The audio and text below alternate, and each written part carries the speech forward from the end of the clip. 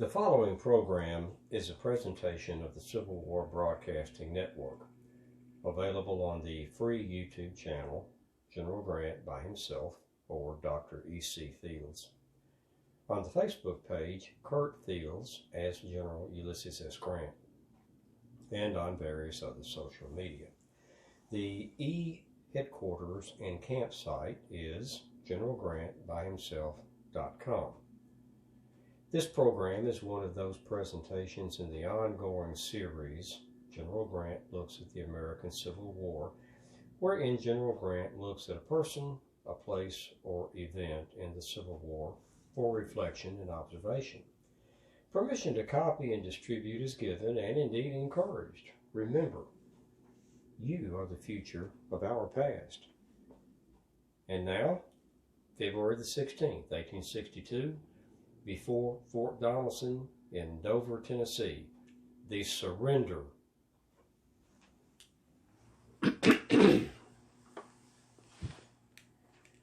I'm Brigadier General Ulysses S. Grant, and I was awakened this morning with glorious news that I should like to share with you. Donelson is surrendered to federal forces. There are 3 documents involved in that process that I should like to review for you. They are brief. About 3 o'clock this morning, I was awakened by General Charles Ferguson Smith, who said he had a message from the Confederates. And it says, Headquarters, Fort Donelson, February 16th, 1862. Sir, in consideration of all the circumstances governing the present situation of affairs at this station, I propose to the commanding officers of the federal forces the development of commissioners to agree upon the terms of capitulation of the forces and post under my command, and in that view suggest an armistice until 12 o'clock today. I am, sir, very respectfully your obedient servant, S.B. Buckner, Brigadier General, C.S. Army. To Brigadier General U.S. Grant, commanding U.S. forces near Fort Donelson. I asked General Smith what he thought of that, and he said, "Bah! No terms for the rebels but unconditional surrender."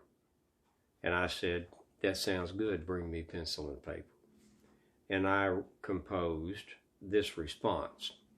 Headquarters, Army in the Field, Camp near Fort Donelson, February 16th, 1862.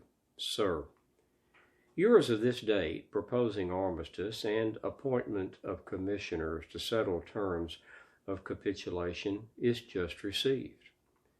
No terms, except unconditional and immediate surrender, can be accepted. I propose to move immediately upon your works. I am, sir, very respectfully your obedient servant, U.S. Grant, Brigadier General Commanding. To General S.B. Buckner, Confederate Army. Buckner's reply, terse and brief as the other 2 messages, his to mine, mine to him, says this. Headquarters, Dover, Tennessee, February 16, 1862. Sir, the distribution of the forces under my command, incident to an unexpected change of commanders and the overwhelming force under your command, compel me, notwithstanding the brilliant success of the Confederate arms yesterday, to accept the ungenerous and unchivalrous terms which you propose. I am, sir, your very obedient servant, S.B. Buckner, Brigadier General, C.S. Army. To Brigadier General U.S. Grant, USA.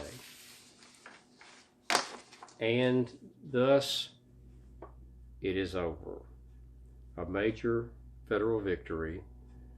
Now, with the fall of Fort Henry, the Tennessee River is open all the way to Bridgeport, Alabama. And with Fort Donelson falling, some 13 to 15 or 16,000 Confederate soldiers, an entire Confederate army is taken out of the field. The Confederate army has surrendered. And the Cumberland River is open all the way to Nashville, Tennessee, which is whence I go next. The import to the country in its morale and in the war, our ultimate success, cannot be, the import of this victory cannot be overemphasized. Today, on February the 16th, 1862, Fort Donelson has fallen. It is ours. I am Brigadier General Ulysses S. Grant, commanding in the field outside Fort Donelson in Dover, Tennessee, on February the 16th, 1862.